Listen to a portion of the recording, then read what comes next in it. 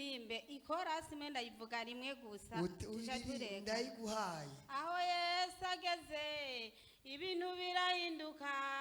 aho Yesu ageze ibintu bigenda neza uko Yesu abisanze oya sikabisiga aho Yesu ageze ibintu bigenda neza yo Yesu we yarabihinduye Mana uko Yesu abisanze oya sikabisiga aho Yesu ageze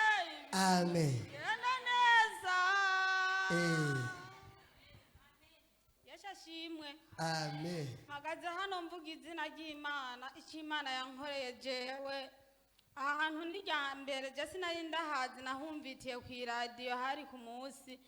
wa gatandatu bucari wa Mungu mwijoro rero niho twugurura radio tuja twumva aha hantu ibitangaza biriko birahakorekera mw'iryo joro nta nitike twari dufise kubwo nagendagenze ahantu henshi ndaca mu bapfumu ndaca mu baganga abadogitera amaradiyo menshi naraciye yo biranka iyi ngwara nari ndayimaranye imyaka 8 ntaryama ntahema nk'abandi ngo nshikane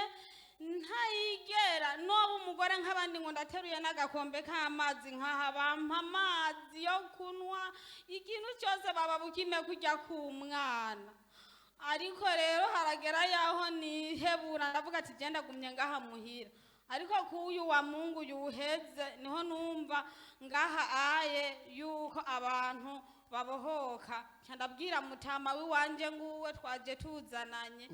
acarambwira ati hogi dusega amahera yiti ku muhungu wacu kuko dufise abana 7 hagiye 2 hari 5 twadufise n'abuzukuru 2 cha turagenda ku muhungu wacu turamubwira ati duha amahera angana n'ibihumbi 10 acavuga mugiye hehe titwe n'ahantu tugiye tuca turambara tuca turaza dushice ngaha tuca turavuga kuko twumvise ko ushaka kubona n'umukozi w'Imana mubonana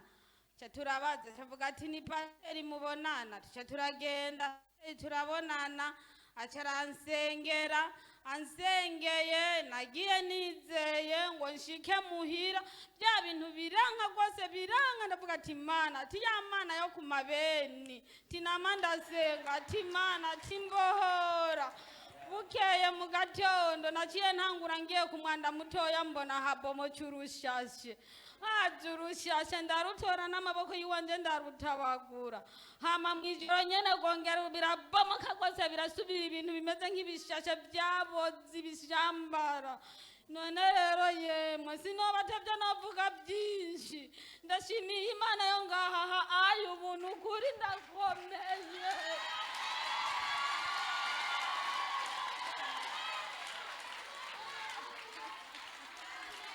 Hallelujah.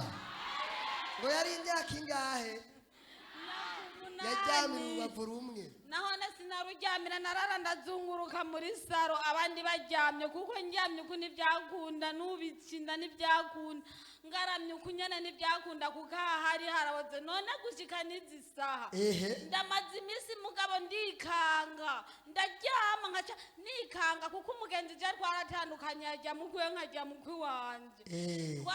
ubu uye rero ndamara imisi nkikanga hahana agatiro kanyivye nkaca nikanga hahana nkaca mbyuka nkaca nsenga none ndashimiye Imana umuntu wese yobazi kafise ikibazo cy'ingwara yananiranye araza hano bamusengera nkabamuze ati Imana ibahezagire ndashimiye n'umukozi w'Imana pasiteri agenda mpaye n'inomero kuko mbakuremba muri irugazi nimero bayiguhe ugana muhimpaye n'ukuri Imana ibahezagire kandi nanjye ndasabye iherezo ryiza n'ukugira ngo nzokwame nkorera ngaho imirimo y'Imana none wasengera he wasengera nasengera muri Pentecote umaze y'imyaka ingahe